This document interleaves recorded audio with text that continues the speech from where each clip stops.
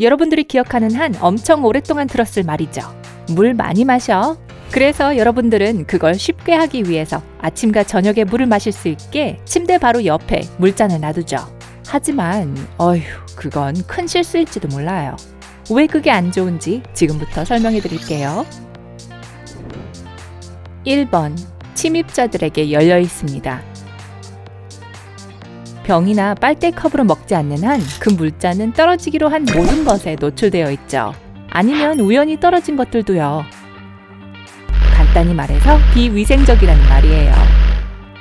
먼지나 파편, 심지어 팔이나 모기까지도 여러분이 밤마다 수분을 공급받으려는 그곳으로 빠져버릴 수도 있어요. 그리고 아침에 잠이 덜 깬 좀비 상태에서는 한 모금 꿀꺽꿀꺽 마실 때 저 안에 떠있는 게 뭔지조차 눈치 못 채실걸요? 2번. 나쁜 것들의 번식지예요. 네, 약간의 먼지와 곤충 단백질이 그렇게 많은 해를 끼치진 않겠죠. 비록 몇몇 고약한 질병을 옮기지만요. 진짜 위협이 될 수 있는 건 박테리아예요. 고여있는 물은 세균의 번식지가 될 수 있습니다. 그 박테리아는 여러분에게서 나올 수 있어요. 한 모금 마실 때마다 잔으로 약간의 물이 역류하죠. 여러분들의 입은 박테리아로 가득하고 그게 밤새 유리잔에 앉아있다면 증식할 시간이 아주 많습니다. 아침에 한 잔 더 마신다면 신선하고 건강한 게 결코 아니겠죠. 3번. 건강한 한 잔에 산성물? 공기에 노출된 물은 화학적 변화를 겪게 됩니다. 그걸 밖에 놔두고 열어두면 하룻밤 사이에 이산화탄소, 알다시피 숨을 쉴 때마다 생산되죠. 그게 유리 안으로 들어가게 돼요. 그러면 물과 반응해서 물의 pH 수치를 낮춰서 산성을 띠게 만들죠. 산성 원액 한 잔을 마시는 것만큼은 아닐 겁니다. 하지만 pH 수치가 낮은 물은 부식성이 더 강해요. 금속 파이프한테도 말이에요. 정말 그걸 여러분 식도로 흘려보내고 싶으세요? 아마 이런 노래 가사를 들어보신 분도 계실 거예요. 조니는 화학자의 아들이었지만 더 이상은 아니에요.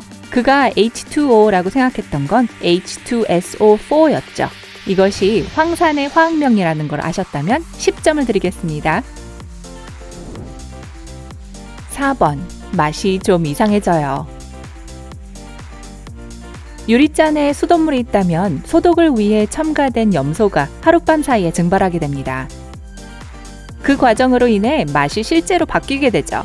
그래서 다음날 아침에 마실 때 물맛이 좀 이상해도 놀라지 마세요. 그리고 물에 염소가 없으면 박테리아가 번식하기도 훨씬 쉬워진다고요. 5번. 숙면을 방해할 수 있어요. 바로 옆에 물 한 잔이 있으면 밤에 언제든지 그걸 마시고 싶은 유혹을 느낄 수 있죠. 물론 액체가 들어갔다면 배출도 돼야 할 테고요. 다시 말해 밤새 화장실을 더 많이 다녀야 할 거고 그러면 잠이 깨게 되겠죠? 그러고 나면 당장 아침이 됐을 때 푹 쉰 것 같지 않거나 하루 종일 몽롱한 느낌을 받을지도 몰라요. 게다가 장기적으로도 수면 부족으로 인해 야기될 심각한 결과들이 있죠. 6번. 용기의 위험. 만약 여러분 머리맡에 두는 물을 유리잔이 아닌 플라스틱 병이나 컵에 담아뒀다면 화학물질인 비스페놀 A나 기타 플라스틱에 쓰이는 비슷한 물질들을 포함하고 있을 수 있어요. 연구를 통해 BPA 같은 화학물질에 노출되면 심장과 뇌에 영향을 미칠 수 있다는 게 밝혀졌죠. 7번. 하지만 BPA가 없는 병이 완벽한 해결책은 아니에요. 머리맡에 두는 물에 BPA가 없는 병을 쓰면 플라스틱 화학 물질에 대한 문제는 없앨 수 있지만 박테리아를 제거하지는 못해요. 병에 든 물은 박테리아를 며칠 동안만 막을 수 있죠. 그리고 빨리 따뜻해지는 금속병을 사용한다면 세균은 그만큼 더 빨리 증식할 수 있어요. 8번. 잠재적으로 불이 날 위험이 있어요. 대부분의 침실용 탁자 옆이나 근처에는 전기 소켓이 있죠. 왜냐하면 작은 등이 있을 수도 있고 여러분의 핸드폰을 충전해야 할 수도 있으니까요. 전기와 물이 만나면 좋지 않은 상황이 된다는 건 알고 있죠? 만약 팔을 휘둘러서 혹은 베개를 저 유리잔 쪽으로 밀어서 물잔이 쏟아졌다면 근처에 있는 모든 전자제품들에서 불꽃이 튀겠죠. 오해하지 마세요. 부지런히 물을 마시는 일상을 포기하라는 말이 아니에요. 그런 습관이 있다면 말이죠. 여러분은 확실하게 물을 충분히 마시고 있나요? 아래 댓글로 알려주세요. 네, 어쨌든 저녁에 신선한 물 한 잔을 마시되 적어도 잠자리에 들기 2시간 전에 마시세요. 그렇게 하면 숙면을 방해받지 않을 거예요. 아침에는 가볍게 신선한 물 한 잔을 마시세요.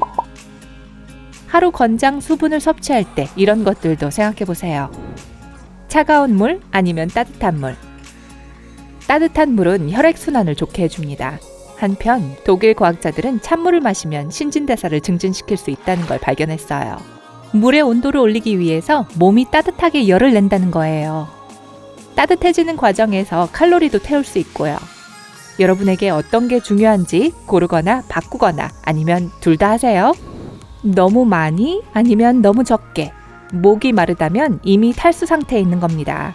그게 첫 번째 신호죠. 체내 수분을 10% 이상 손실하게 되면 탈수증은 생명을 위협하게 됩니다. 그리고 여러분의 몸은 60%가 물로 이루어져 있다는 걸 잊지 마세요. 여러분은 하루 종일 밤에 심지어 잠을 자고 숨을 쉴 때도 수분을 잃게 돼요. 그래서 여러분의 몸에 하루 8잔의 지속적인 물 보충이 필요한 겁니다. 하지만 한편 여러분의 몸이 필요한 수분의 양을 넘어서면 물 중독에 걸릴 위험이 생기는데요. 이 또한 생명을 위협할 수 있습니다. 확실히 수분을 유지하는 건 절묘한 균형 잡기예요. 하지만 적당한 양의 물을 섭취하면 몸에 놀라운 효과가 있죠. 체내 독소 배출. 그저 물만 마셨을 뿐인데도 여러분도 모르는 사이에 여러분이 섭취한 물은 원치 않는 독소를 배출시켜 줄 겁니다. 물은 여러분의 신장을 통해 모든 더러운 것들을 씻어내는 데 효과가 있죠. 안색이 좋아져요. 피부도 장기라는 걸 잊으면 안 됩니다. 사실 몸의 가장 큰 부분이죠. 물을 통한 해독 과정은 피부도 깨끗하게 해줄 거예요. 그 말은 잡티와 피부 트러블이 줄어든다는 뜻이죠. 물론 수분이 충분한 피부는 훨씬 더 젊어 보이고요. 물을 충분히 마신다면 안색이 더 밝아 보일 것이고 미세한 주름이나 붓기, 다크서클도 줄어들 거예요. 체중 감량. 갈증을 배고픔으로 착각하는 경우가 생각보다 많습니다. 사실은 몸이 수분을 갈망할 때 배고프니 한 입 먹어야 한다고 느낄 수 있어요. 두 번째로 식사 전에 물을 한 잔 마시면 덜 먹을 수 있어요. 여러분의 위는 그 H2O를 마신 후 배가 부르다고 느낄 거고 그럼 뇌에 음식을 많이 넣을 수 없다는 신호를 보내게 될 거예요. 그러면 칼로리를 적게 섭취하게 될 거고 체중계의 숫자가 그걸 보여줄 겁니다. 상쾌한 숨결. 물은 입에 남은 음식 입자와 박테리아를 씻어내는 데 도움이 됩니다. 이 두 가지가 바로 입냄새를 유발하는 원인이죠. 여러분의 치아도 기뻐할 거예요. 그 음식 입자와 박테리아가 치아의 에나멜에 달라붙지 않는다면 충치도 그렇게 위협적이지 않게 되죠. 통증 완화. 탈수는 근육 경련을 일으킬 수 있습니다. 그걸 막을 방법은요? 이젠 분명하게 알 수 있어요. 만약 근육 경직이나 근육 경련을 자주 겪는다면 여러분의 몸이 물을 달라고 외치고 있는 겁니다. 하지만 근육 건강 외에도 물은 관절 통증을 완화시켜주죠. 결국 그것도 염증의 한 형태이니까요. 기분이 좋아져요. 2014년 연구에 따르면 마시는 물이 여러분의 기분에 영향을 미친다고 합니다. 물 섭취량이 적은 사람이 물 마시는 걸 늘렸을 때 긍정적인 감정과 침착성이 증가했어요. 영양소 흡수. 세상에서 가장 좋은 식단을 섭취할 수 있어요. 모든 영양소와 미네랄을 다 섭취할 수 있고 일일 권장량을 부지런하게 달성할 수 있을 겁니다. 하지만 물이 없으면 여러분의 몸은 그 좋은 것들을 흡수하는데 어려움을 겪을 거예요. 뇌 건강. 수분은 기본적으로 뇌가 올바르게 작동하도록 해줍니다. 사실 연구에 따르면 탈수증이 사고와 추론 기능을 방해할 수 있다고 합니다. 한번 탈수되면 뇌가 부풀어 오르고 이것은 심지어 가장 일상적인 일들에까지도 영향을 미칩니다. 여러분의 뇌 질량의 75%가 물이라는 사실을 기억하세요. 늘 지속적인 수분 보충이 필요합니다. 소화 기능 향상. 소화를 잘 시키기 위해 그리고 규칙성을 유지하기 위해 여러분의 몸에 섬유질이 필요하다는 걸 들어본 적 있죠? 다시 한번 말하지만 물이 없으면 그것도 별 소용이 없어요. 물은 그 섬유와 섞여 여러분의 몸속에 있는 고체 폐기물을 운반하죠. 그리고 여러분의 침이 효소와 물로 이루어져 있다는 사실을 잊지 마세요. 침은 소화 과정의 첫 단계입니다. 입이 건조하면, 그리고 일반적으로 몸속이 건조하면 몸의 나머지 부분들이 음식을 분해하기 위해 고군분투하게 될 거예요. 신장. 물을 많이 마셨을 때 큰 도움을 받는 기관을 꼽는다면 그건 신장과 요로일 거예요. 신장은 몸에서 쓰레기를 운반하는 데 도움이 됩니다. 그건 이미 정평이 나 있죠. 만약 신장에 충분한 물을 공급해주지 않는다면 신장 결석이 생길 수 있어요. 그 외에도 물을 마신 덕에 소변을 자주 보게 되면 많은 사람들이 감염되기 쉬운 곳인 요로에서 박테리아를 씻어낼 수 있죠. 밑줄 그으세요. 하루에 마셔야 하는 물의 양은 H2O 곱하기 250ml, 2리터입니다. 잊지 말고 실천해보세요.